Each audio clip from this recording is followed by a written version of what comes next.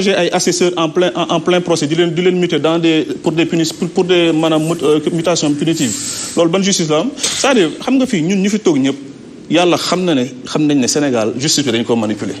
nañ ko wax te dee rek jarul ñi koy laam-laamee di nice et tout journaliste bu lay poser question xam na la réponse déjà fu ma doon jëm mooy que Sénégal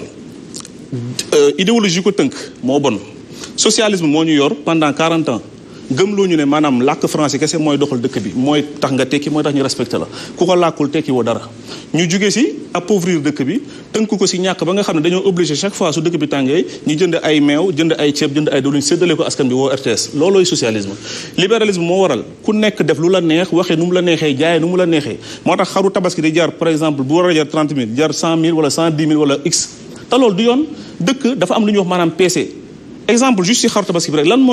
moo tax xaru tabaski war a mën a jar 100 000 ba 1 million ba 2 millions lu tax ci dëkk boo xam ne ñëpp a pauvre alors que dëkk yu tekki yëpp dañuy peese xar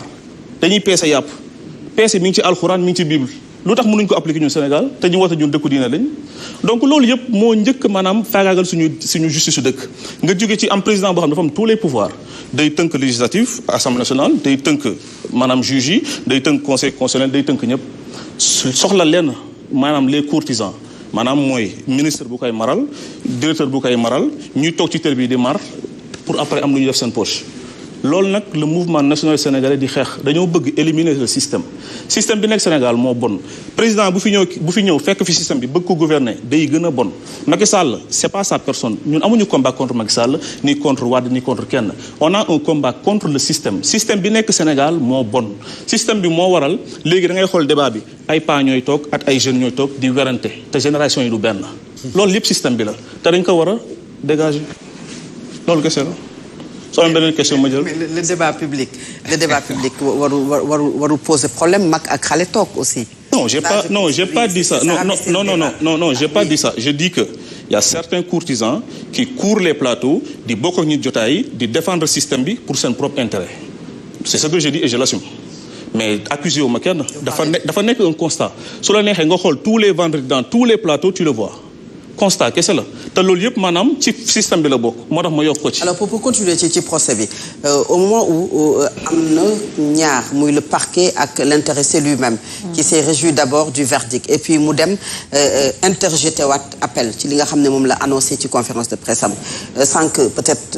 li ma doon wax commissaire Keita est-ce que jar na ko bien sûr politiquement puisque nga def appel. yow loolu c'est l'ordre normal des choses dans une procédure quand même ci lu jëm ci wàllu ko yoon que dañ la tegal ay pàcc yoo war a def war nga mën a def appel mais yow également est-ce que politiquement jaroon na ñuy indiwaat affaire bi jugé waat ko puisque joxe nañu verdict bu njëkk ba pare. non parce que dañoo bëgg juste dépouiller Ousmane Sonko xam nga seen verdict bi nii c'est juste politique en fait parce que avant Ousmane Sonko am na manne financière Kopar Express jox na ko presque 330 millions et tout léegi loolu léegi lañu bëgg a wàññi mais du leneen c'est juste cela maintenant nag.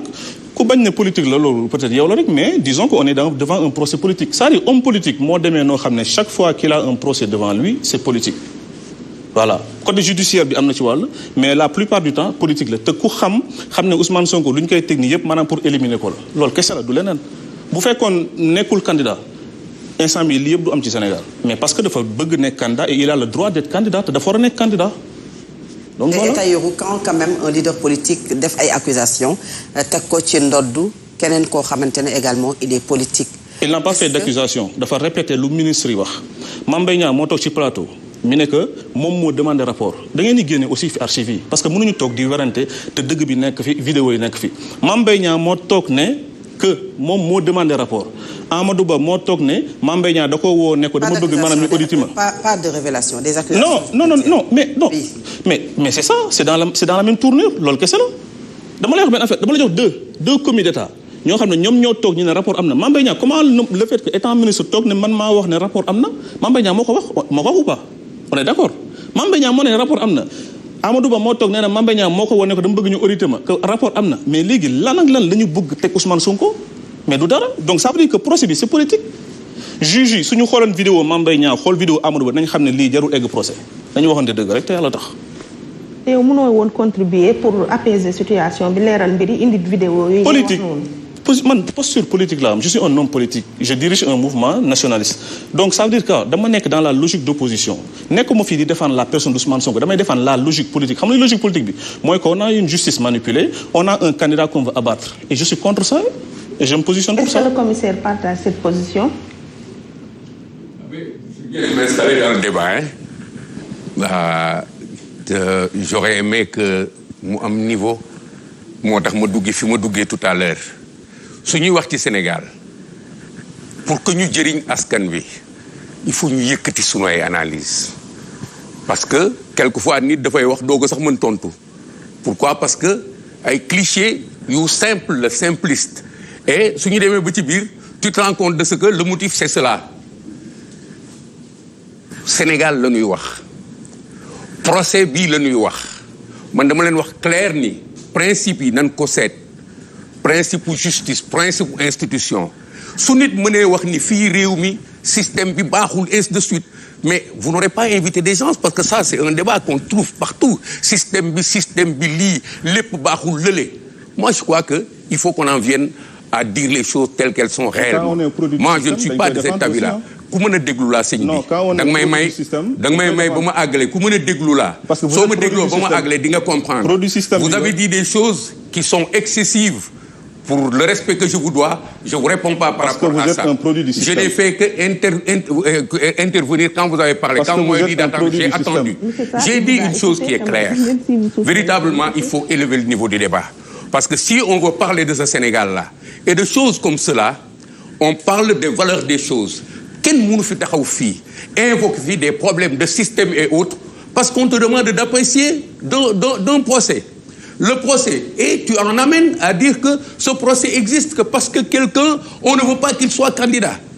je vais pas rentrer dans ces considérations parce que ça court les rues pourquoi celui-là n'est pas candidat pourquoi celui-là il y a ce que les gens ont fait ici qui font tous les jours et qui leur retombent dessus nit ki fii kenn du fi yóbbu tribunal nit ci lu mu defut quel que soit nag le point de vue que les gens ont sur le système et sur la justice ñun ñëpp tribunal la ñu jëm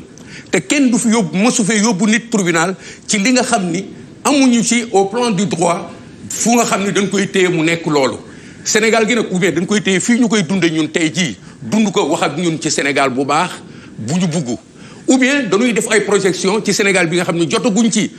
Sénégal boobu ñu jotagul nag mënuñu si dugg véritablement je crois que le procès de Mame Mbaye Niang et de Ousmane Sonko procès de faits sur lesquels tout le monde est d'accord ici loolu le tribunal di juger on parle de diffamation et les preuves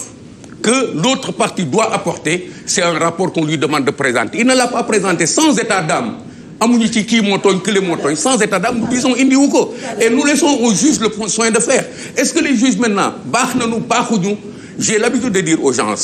ku nekk si ñun fii muy man di sama moroom je suis commissaire de police de formation li tax ma wax leen tout à l'heure je n'avance pas c'est parce que j'ai beaucoup de respect pour les juges